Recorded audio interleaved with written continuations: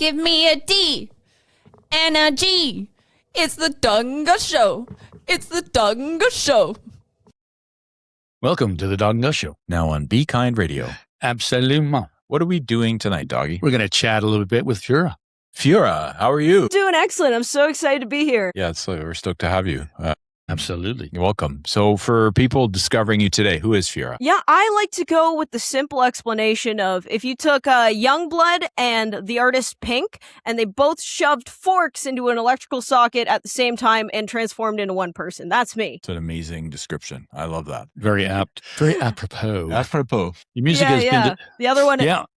Go ahead. Go ahead. The other you one go I was ahead. Gonna say, if Steven Tyler was like actually a woman, you know? Yeah, fair. Yeah. Well... He's on the verge. He's on the verge. Yeah, the jury's out sometimes on that. There's a great meme about that. It's like Steve Tyler now looks like that cool uncle or cool aunt you had back in the day. Or even the grandmother now, right? Yeah. So your music has been described as punk, alternative rock, theater, and controlled chaos. How do you describe it? Theater, punk, and controlled chaos. I think I may have written that. Hey, add that with a little bit of sparkle and pizzazz, maybe some jazz hands, and then a punch in the mosh pit, and then you got me. Amazing. I love that. So you grew up in a small Ontario town before moving to Toronto. What was Little Feura like? Little Feura was incredibly rambunctious, a little bit quiet and reserved. I've always been like, weirdly, people don't expect it, but I was like the goody two-shoes of all goody two-shoes. Of like, quiet, sit in the back. Like, I don't think my full rage had been unlocked yet. My mom has one story, I think, of like me at 3 years old. And you ever play the game Grounders, where it's like, you know, don't stand on the ground? I would round up all the kids like a sheepdog and be like, all right, we're playing this game. Here are the rules. Here's the list of everything you need to know. So that was me. I was always fiercely creative and just like out there. Even throughout high school, I always say like I was showing up, huge eyeliner, and glitter on my face. So I don't know, a little bit socially unaware in a fun way. Nice. Just being you. That's right.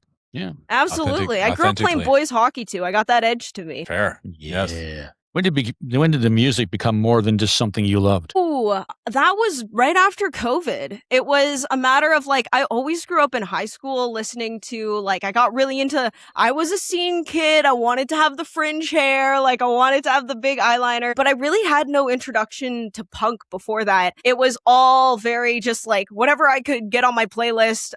Whatever my friends were listening to. I really grew up on like AC/DC and Led Zeppelin and like the old rock classics. And I actually resented it for a really long time because it was like this soundtrack of like music I didn't have a choice to listen to. I love it now because now is my choice. But all to say, what ended up happening was COVID.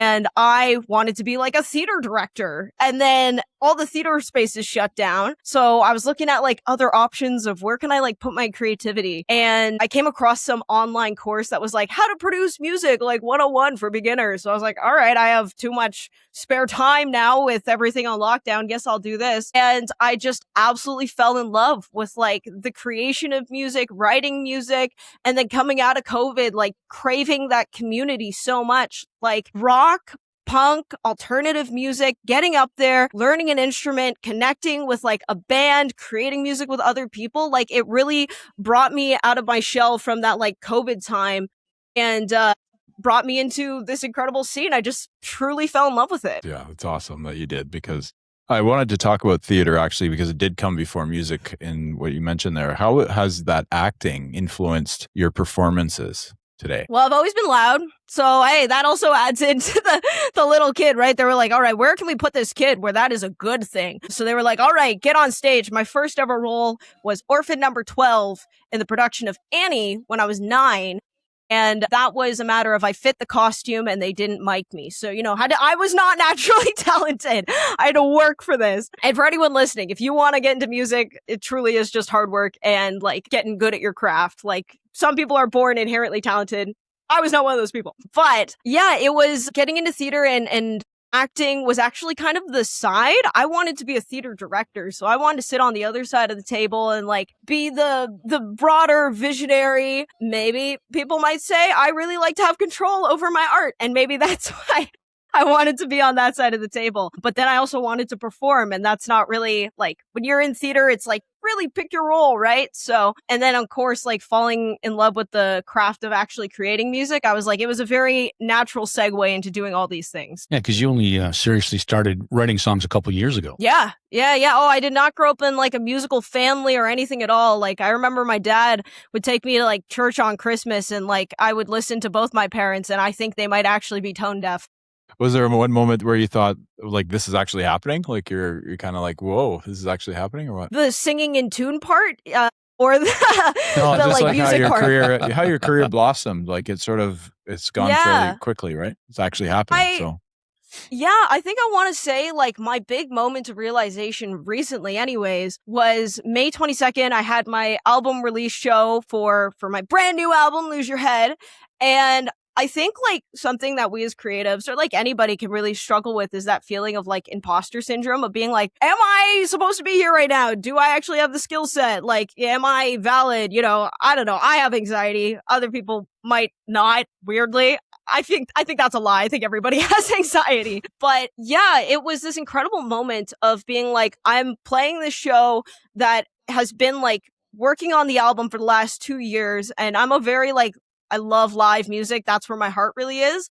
And putting on this show was truly like my first time able to like craft out like a full hour-long show. We premiered 3 music videos and of course, that was the night the album came out. And I think all of that, it felt like for a long time, like, is this just a side thing that I'm doing, you know? But that night, it was like actually seeing the accumulation of not just the art itself, but like the community that has formed around the art. And it was just like mind blowing. And on top of that, too, we ended up doing an online viewing of the album release show because we had it filmed. That's going to be coming out soon. But it was truly incredible also to see like the excitement on the online community of people showing up to be like, I wish I was there. I'm in the US right now. We have one person who's really passionate from Albania. Like, and it's so awesome to bring people from around the world to come check out my music. Like that's crazy. Yeah. It's awesome. Well, it's just the technology that we have these days, right? You can bring it right into somebody's living room in Albania. I love that. Exactly. You guys could be in Albania right now and I wouldn't even know. It's true. We're very popular in Minsk. Minsk? Yeah. Like Finland? Sure. I just threw something out there. I don't really... That's a good spot though. I like where your head's at. Yeah, thanks very much. Yeah. So was that your very first live show? No, I've been performing live for, I guess, right out of COVID. I used to do like 5 open mics a night. Like I was on a grind for like 4 months. I was just open mic. I had such bad stage anxiety and like stage fright. The first time I ever performed at an open mic, they thought I was a rapper because my throat closed up because I was so scared. And nothing was coming out. So like I was trying to sing and it was just like sounding like words. So I came back the next week and they were like, oh my God, you're that rapper, right? With the eyeliner. And I was like, they think I'm a rapper. Okay, we got to work on this. It's great that I think that probably built you up to what you kind of got over the anxiety for sure. Like just doing repetition and getting over that fear. Good for you. I mean, that's amazing. Yeah, nothing will break your fear of being on stage quite like performing at an open mic for 5 other people who are also about to perform and simply don't care about what you're doing. Like you come to the realization after enough times, you're like, oh, wait a second. Nobody cares if I'm bad. Like, yeah, exactly. They just don't remember you, which is kind of the best. It is. We always get in our own way sometimes, but that's amazing that you overcame it. So let's talk about Lose Your Head. Congratulations on the album, of course. Why was Lose Your Head the perfect title? It's the title track of the album, and it's all about, like, for a long time, I've felt like I've really had to, like, I grew up in a small town in Ontario. I'm a person of color. I'm queer. I'm very open about being a little strange, weird, whatever you want to call it. I think everybody's weird, but for a long time, I felt like I had to dull who I was to find acceptance. And it came down to, I don't care anymore. Like, go ahead, lose your head, like, get mad about it. So I think this album was really about coming into my own skin over the last 2 years of writing it and being like, yeah, I don't care anymore. And we love you for it. Yeah, seriously. Thank you. Seriously. Thank you. It's just be yourself, man. Yeah. I just, it's terrible when Look people at Dawg. He's being himself. Look at me. I'm being myself. I love your glasses, by the way. Both Thank you of so you. much. I'm like, you got the like kind of good cop, bad cop energy going on, but both of you are nice, so it's lovely. I thought you were the bad cop. No, yeah, I am. Yeah, Definitely yeah. the bad cop in this situation. Yeah. Which song on the album was the hardest emotionally for you to finish? Ooh, that's a really good one. You're the Good was the one that I almost couldn't record. That song is the low number, I guess you can say, of the track. It's the one that is just like when I perform it at shows, it's just me on the acoustic guitar. And that song actually came out of, I was down in LA for a little conference called NAMM, if you've heard of that one. It's just like music, tech, gear stuff. It's just giant nerd convention, basically. I love it. But we were down there with a bunch of us going together as a group. And I met this one girl who is currently LGBTQ, living in the Bible Belt of the United States, had also come just for NAMM. It was like representing a guitar company. And we just had this conversation of like, not to be like at NAMM, at a very tech-centric place. There's not exactly a lot of like queer people or people who are female like at this event, but there wasn't.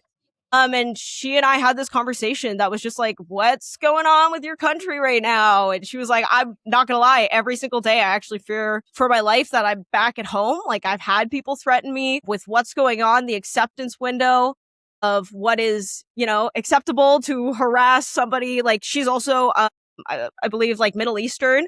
So on top of all of the racial politics of that, living in, of course, like the Bible Belt. And I had no idea what to say to her.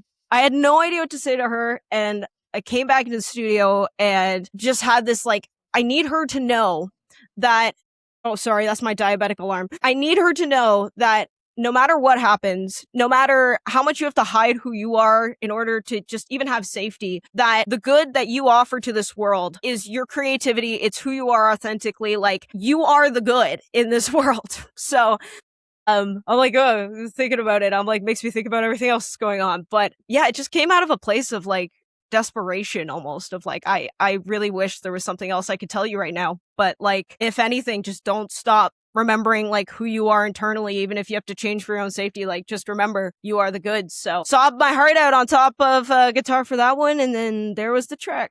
That's an amazing way to a lot of us tend to speak just to speak after hearing something like that, and having the way that you sort of just listened and then, brought it out in a different way artistically.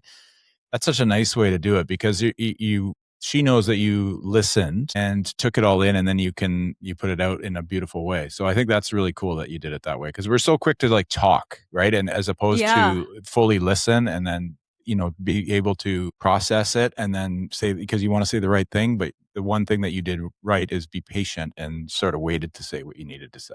Would you agree with that? 100%. I think in like situations where you're faced with such like a heavy topic or somebody brings to you such like a real struggle, like, I can only try to imagine what this might be like. But like, unless you are that person, like I can only empathize to the point of like imagining, not being there.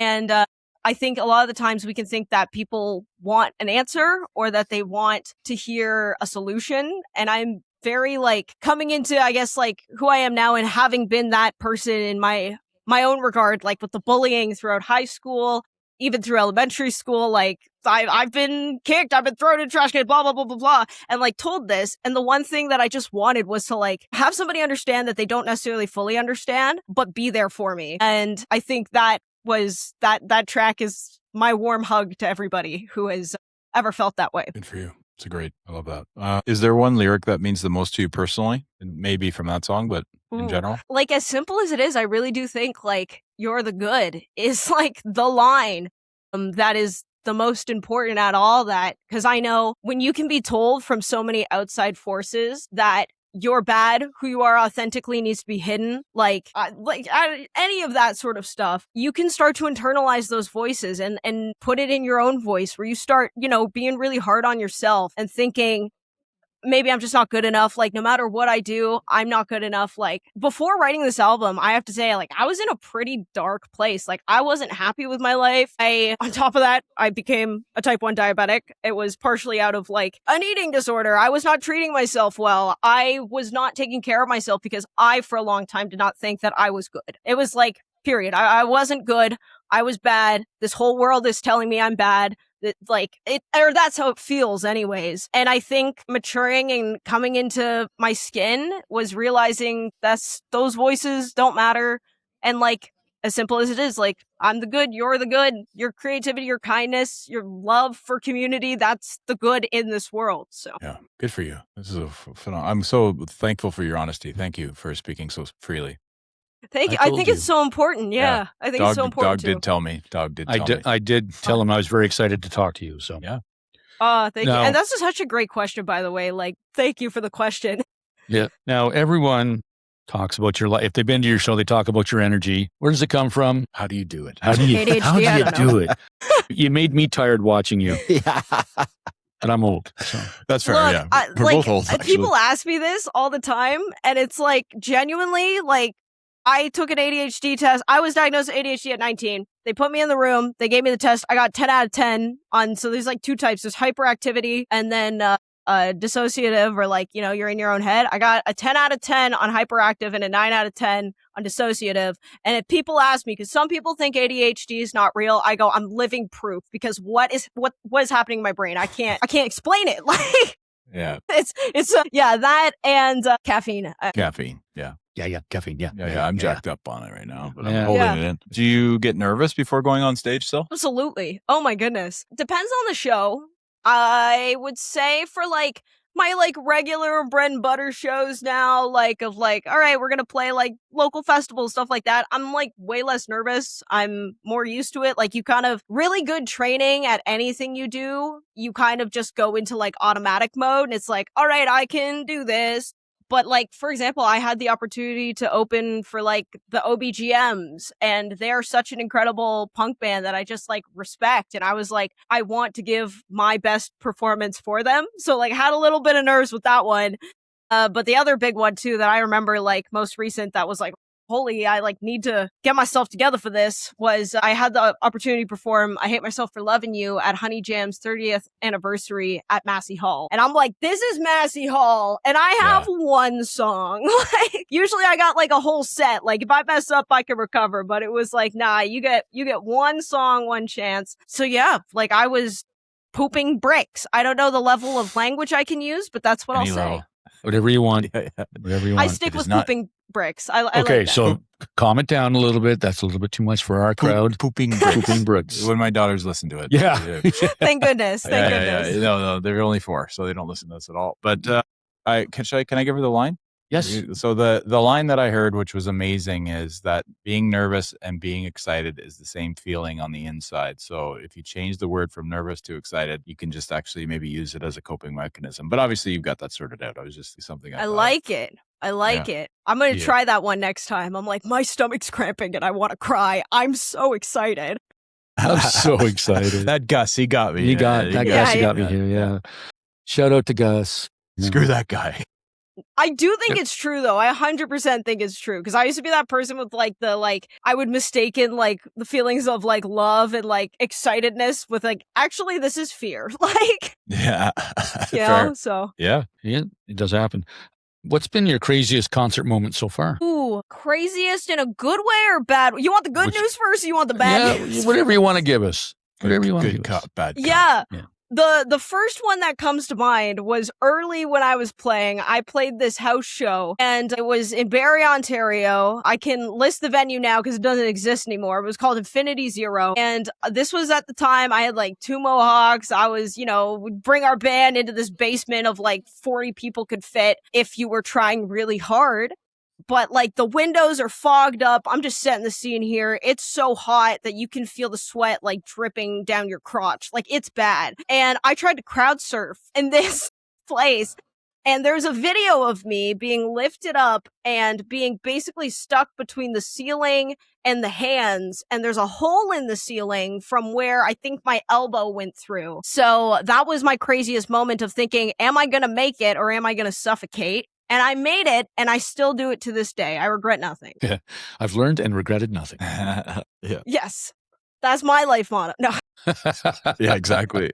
So with your social media, you've built a huge audience online. Was that intentional, or did it kind of happen naturally? I'd say it happened naturally. I think like it is very intentional and it's natural. I think any artist who wants to do this full time needs to, of course, do social media. And I think people can come in with a mindset of very, oh, like, I don't want to have to post. It's so fake. Like, I just want to do art. And I'm like, for me anyways, art is about community and like caring about other people. Like the reason I make art anyways is because like I know other people can relate to how I'm feeling and I have things to share with other people. And I want to create community spaces where like-minded, like people can come and feel safe to express themselves.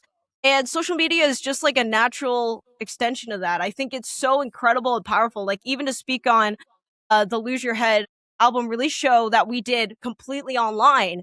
Like I met those people through doing like TikTok live streaming, and we've been able to like, you know, I text these people on a daily basis, like on my Discord server, and it's like, and they text each other and they form friendships and they go to shows together. And I think that naturally grows as you build any sort of community. So that's what social media and growth has been for me anyways. Yeah, well, it kind of leans into the next question we had for you.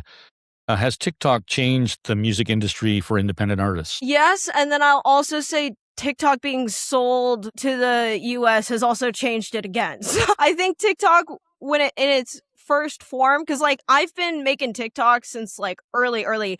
I used to like do live streaming before I did music, like just connecting with people. I was bored over COVID, right? And during that, it was a lot more organic. I think it's incredibly powerful for the fact of like, you know, you needed a record label to like get you onto radio. The idea of like so many independent artists was so distant, right? Like the idea of the mega superstar is a little less than what it once was because you don't like, not everyone's consuming the same media. And I guess in that way, we've kind of lost the community connection of being able to all of us understand like community media. But at the same time, like algorithms like TikTok and the ability to, as an independent, like completely start up your career and be able to get yourself known to like an audience that you would have never met before.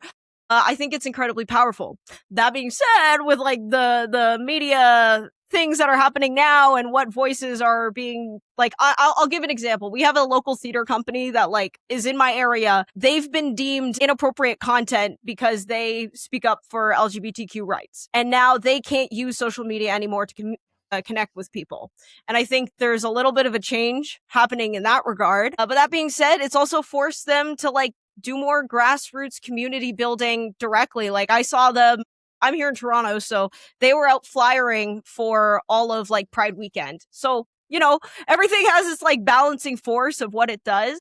But I think overall, social media is a good thing for the independent artist today. Nice. So what's one misconception people have after only seeing your videos? That I'm like at a 10 all the time. Or that I like talk, I have the influencer voice. I know I kind of do. Okay.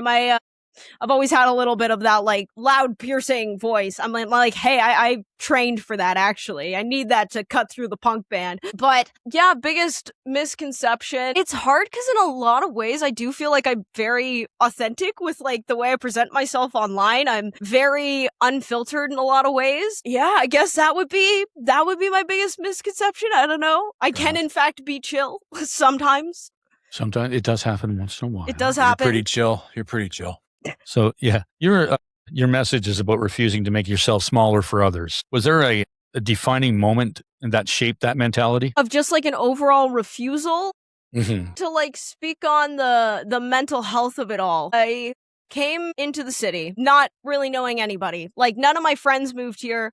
Throughout high school, I'd kind of like got by, you know, I wasn't best friends with anybody, but like I was kind of just doing my own thing. Like I lived super rural. Like I didn't have a car. I don't know how to drive. Like I was very like isolationist. And then moving into such a large city with so many people, you know, you're trying to like figure out like, who are you? Like, who can I fit in with? And I just ended up in so many, I guess, different groups, whether that be like, I ended up friends with a bunch of DJs. I ended up friends with a bunch of like punks. I ended up friends with a bunch of incredibly wealthy rich people. Like it was weird. And I was trying to figure out what was going on. And I realized throughout all of this, there was like a part of me that like never felt satisfied. And I was like, wait, my mental health has never been lower. Like I feel like the people around me don't necessarily care about me. They just care about the validation of like having the relationship. I'm such a giver. Like if I like or like want to be friends, like I am the ask me for help and it's a yes and, you know, very community oriented in that way. And it's people can take advantage of it. I've worked on it, so it doesn't happen anymore. But that being said, it was a lot of just me giving myself to other people, not to myself. I didn't like who I was. And I came to this crossroad realization of like, all right, realistically, where I was at was, do I keep going in this life? Everything sucks and I don't like anything and everything's bad right now. I don't like who I am. I don't like the people I'm around. I don't like anything. Or do I take that with a positive and bring this into the obscurity realm of like positive nihilism, basically, of being like, wait a second, literally nothing matters. None of these people matter except for the ones that actually see and care about me. So why do I care so much? And it was like at the point where I was at my lowest of lows of mental health. And I just like, I don't know, I guess you can call it like an epiphany. I woke up one day and was like, you know what? Actually, I don't care. In the best way. I give zero fucks. Like, I don't care what anyone else has to say. I don't care. Like, I can't keep living like this. So I'm just gonna be exactly who I want to be, say what I want to say. And if people are upset by that or don't like who I am, I know I'm a good person. I know the people I surround myself are good people. I know my community is good people. I'm okay with that. I don't need the validation. So that was really how it was. At the same time, too, I was like getting diagnosed with diabetes. It was actually crazy, but. Well, like going on that, like what advice would you give someone who's afraid to be themselves? Genuinely, if you have to change yourself for any other person's comfort, like I've always said it with an edge of like, okay, well, like, let's not be disrespectful to other people. I'm going to assume baseline that you're a good person. Like, I would hope. But if you're afraid of like what other people might say, how you're being perceived, anything like that, anyone who has anything to say about you being authentically yourself isn't worth your time in the first place. And we only have so many minutes, hours, days that we're on this earth. Who cares? You know, like if they're not filling your cup, just throw them out. Like, throw the cup. Really, away. it's that easy. Not the cup. Sorry. No, Water. just empty the cup. Yeah. Keep the Drink cup. the cup. Not the vessel. Keep the cup. Yeah, keep the vessel. Yes. So Canada's alternative scene seems incredibly strong right now. Who should we be listening to at this moment besides you? Ooh, I'll say it again. I love the OBGMs. I love Bonnie Trash. They're two incredible. Bonnie Trash post-punk. They are incredible in the fact of the community work that they also do. I recently had the opportunity to go work with their Girls Rock Guelph camp. So they're helping out get more little girls into rock music. It was adorable. We had I think 8-year-olds over there playing the bass for the first time ever. So they're very community oriented people as well. And the OBGMs, they're so sick. You gotta check out their music. So they've been doing a lot of touring over in Europe right now as well. So I'm really proud of them. Nice. Which Canadian artists would be your dream collaboration? Even though I guess I think I know. I mean, I could say those guys again. I mean, that's obvious. I'll think funnily enough, out of all Canadians, I'm also gonna shout out the band July Talk, because they were the first ever concert I went to, and they're just incredible band that I remember seeing them at the Danforth when I was 14 years old and just being my brain exploded. I was like, whoa, music is cool, not just my dad and what he listens to. And yeah, it was I know so many of their songs and have sung so many, and I don't know what that collaboration would possibly look like, but it would be sick. Hit them up. Yeah, that's right. Hit me up. I know you're in Toronto too. That's it. Yeah, you can't ignore me. What's something And people Drake. don't? No, I'm kidding. Yeah. I'm kidding. Yeah, Drake. Hell no. Don't- You'd actually no, have to pay me to stay away from him. But No, I got $5. perfect. That's enough. Yeah. What's something people don't realize about the Toronto music scene? Ooh, something they don't realize. There's a lot of local happening. I think people think that they need to move to LA, they need to move to New York in order to make it in music. But there's so many incredible grant opportunities, development opportunities. Genuinely, I don't think I could possibly have the career I have right now if it weren't for the incredible grant system that we have here in Canada. And specifically shout out Canada Council for the Arts funded my album. So did the Toronto Arts Council, and I'm so incredibly grateful to them. And as an independent artist, otherwise, what would I be doing in order to find that funding for my art? Probably have to go to a record label, and who knows what you gotta, for a very first album, probably have to give up some control in order to make it. And, that's a valid path too, but it is very incredible for somebody like me, family not in music, to be able to have the resources. Also, shout out to the Canadian Musicians Cooperative. They are an incredible organization that's been with me since day one, guiding me and training me throughout my career. Amazing. You just robbed a bank. and you're getting in a car. Someone else is obviously driving because you can't. So what On a what song? scooter.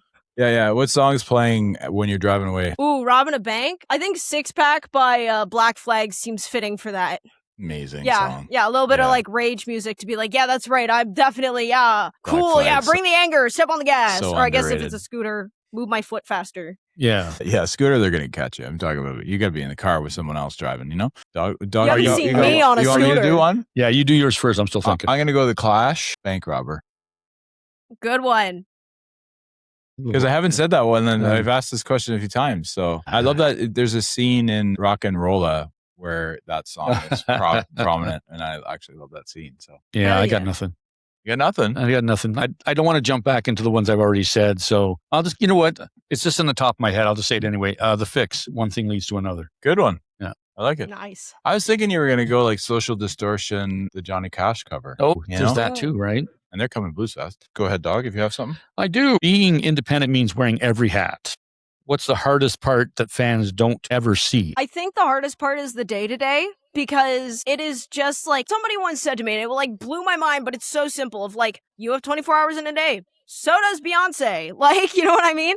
Of like the work ethic of like, yeah, there's the social media, but like also eating, getting groceries, my training regimen. Like in order to really prepare for long-lasting career success, very early on in my career, I was told like, again, I was not naturally born a good singer. I was actually quite bad.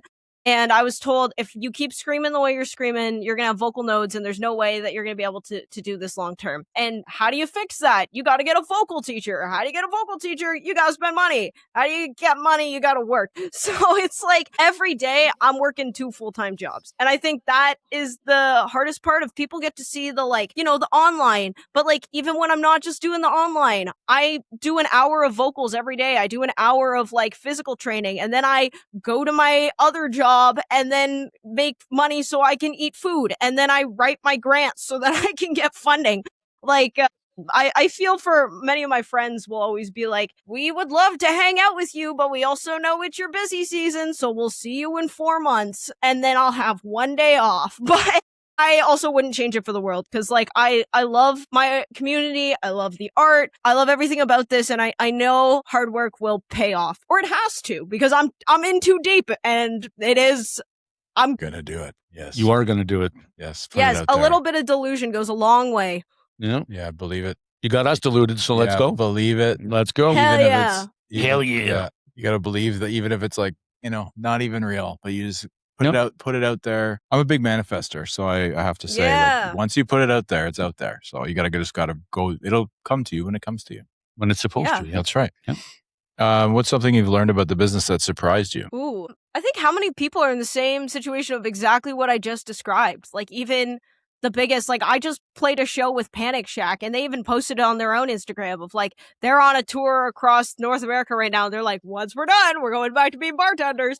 Like that. And I think it also comes out of like, I have mentors who played music in the 70s. That was like their time, and they're shocked to hear like how hard it is to be a musician right now, because they're like, yeah, we play a gig and like we would be guaranteed $150 plus a meal. And now it's like, we're lucky if the band gets $150 and we're playing like a large festival stage. Like, you know what I mean? But like, you can't say no because it's a big festival. And then on top of that, like raising gas prices and bringing your merch and everything going up. And I'm talking about this in a musician sense, but I think everybody across, you know, who isn't a billionaire right now is getting squeezed.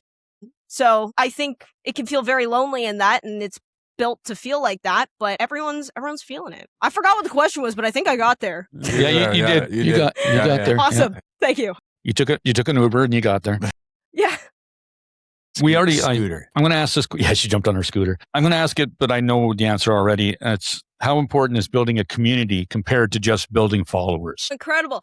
There are people right now who have 1 million followers who not one person will buy a ticket to see their show. And I've seen it time and time again where it's like artists are spending all of their time on social media And I know one artist in particular that I shall not name. I love them. They're great. But they weren't ready for when things actually started to get real. They had a huge, like, social media following. They had people that, like, cared about them, but they didn't set up, like, the actual ways that their community can talk to each other. They didn't, like, sorry to say, actually get talented at, like, what they do for, like, a live setting. And then they had the big opportunities come. They had, like, interest, and they got put on these big stages, and they didn't know how to handle it. Like, they didn't know. They couldn't sing for more than 30 minutes at a time before their voice gave out. They couldn't run on stage and still be able to, like, do stuff. Like, so I think we can conflate a lot of the time follower count with talent or validation. And I would rather talk to the artist who has, like, 2,000 followers, but every single one of them shows up. Like, that is way more important. I agree. That's like the podcast, even for us, like, because we started and we just said we're never buying followers. We're never doing anything like that. We're just going to build it organically. And and that's what we've done. Yep. And we're up to 5. Yeah, we got 5 followers. Yeah.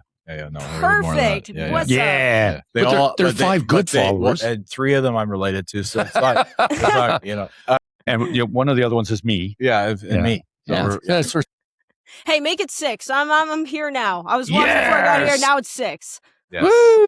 Honestly, we've been so welcomed into the community in Ottawa for one, but also Toronto and Hamilton and out west, and then it's just so amazing, like the community of musicians that we just are so in awe of, because like you're one of them. Obviously, we get to speak to these awesome people, and then we get to talk to each other once in a while. Yeah, and we brag about it too. Like I tell everybody. Yeah. Seriously. Yeah. No, Dawg falls in love with artists, like as artists, like so. He spoke very highly of you. And I saw the show. It was incredible. Yeah, I know, it was so good, and in not a creepy way, just like no.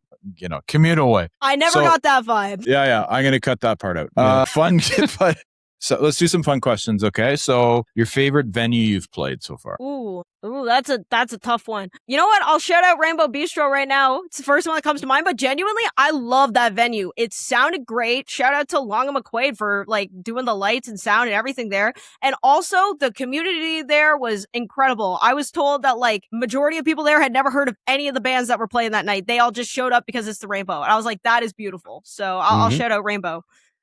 My roommate's about to. We almost lost that one too. We almost lost. Yeah, we got Rainbow's just such a staple, but we again, like COVID, I think they almost did go under. Yeah, but we got them back. Yeah. I'm so Dream glad Festival. Back. Yeah. So are we. Yeah. Your Dream Festival. Dream Festival. I mean, to think, like, Canada-wise, like, I feel like Osheaga is, like, a really cool one to play. Outside, you know what's funny is, like, I actually don't go to big major festivals, or, like, I've never been to an arena concert in my life. Like, so people sometimes ask me this, and I just go, I just like performing wherever they'll take me. So I guess I'll say Osheaga for now. That's a good one. Good choice. One album everyone should hear. Wait. I know who. Feral Femme Fest. Yeah. That's the one. Yeah. There we go. Hey, there Aaron. we are. There you go. Yeah, I've already told Aaron all about you. So nice. Oh, incredible. What's one album everyone should hear before they die? Let me think. Oh, this is a hard one. Maybe Lose Your Head. Maybe Lose Your Head by that artist Feura would be a good one to listen to. Not maybe. Just do it. I love that one. Also, I love Michael Jackson, so I'll say Bad by Michael Jackson. Bad. I love that album. My gosh, I have it on repeat. It drives everyone crazy. I adore Michael Jackson. Because I grew up with that like Thriller album first, and then Bad came out after that, and I was in. I was all over it. Yeah. Still listen to it. Still listen to the girl. I've introduced it to the girls. So excellent. So another generation. So coffee or energy drinks? Coffee. More what I drink. I actually people think I have a lot of energy drinks, but I was highly addicted to energy drinks. And that's partially what caused me to become diabetic. So I don't recommend them. That being said, I still have one every so often. Yeah, fair. Same. Cats or dogs? Cats. Sorry, dog. Sorry. Sorry, dog. You're the exception. Yes, I am. Thank you. Last song you listened to when you were in a car? What was I just listening to? I think I was listening to Eat the Rich by Aerosmith. Nice. Yeah. Good song. Great song. What's always backstage with you? Insulin. Insulin and sugar pills. I've actually had some issues on stage before where I was like, I'm feeling a little funky right now. And I've never had a problem of I'm a type 1 diabetic, so if I go too much cardio, I have a diabetic glucose low. I've never had it on stage where I've almost passed out, but I've had it in like big show rehearsals. And I remember we were doing like a pop mashup and I was midway through singing like an Arkell song. And all of a sudden I started slurring my words and my eyes were like going cross-eyed. And a stage manager had to come get me and like bring the hook and just basically be like, all right, we're going to need to take a break with this one. Yeah, exactly. Yeah, seriously, health first. Exactly. Yeah. All right. Going to do a little rapid fire with you now, Feura. So it's the first thing that comes to mind. Okay. Punk. Awesome. Toronto. Local scene. Success. Good. Failure. Don't say bad. My brain is just so, not happening. Yeah. Nice. There we go.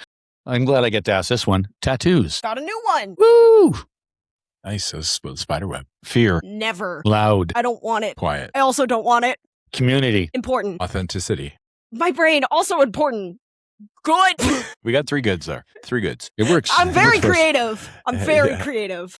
I know. We just like to. That's why rapid fire is fun because Yeah. you just never. You never know. Yeah, and you actually did it rapidly. We had some other people that are like, Let me think about it. It's rapid fire. It's Yeah. rapid fire. My Yeah. other thing that to learn about me is I quite literally can't lie. Like it's like actually a problem sometimes. I can't do it. So like when you say first thing come to mind, you're authentically gonna get first thing come to mind. I love it. We love it. Yeah, that's what we wanted. Yeah. What's one thing you've never been asked in an interview? My blood type.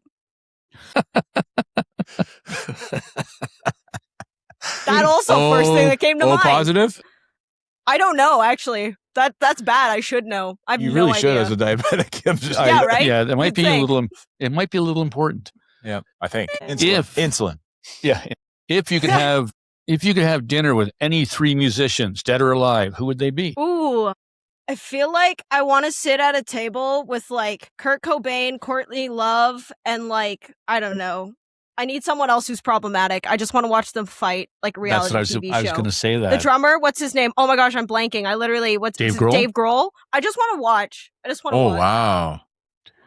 I don't even Yeah. want to talk just to let them. Courtney I and just wanna, Kurt go at it, right? Well, I think it'd be more Courtney and Dave. Kurt's sort of chill. Yeah. So I don't know. Yeah, he just sit there in the corner. Dave would I probably love be reality protecting. TV.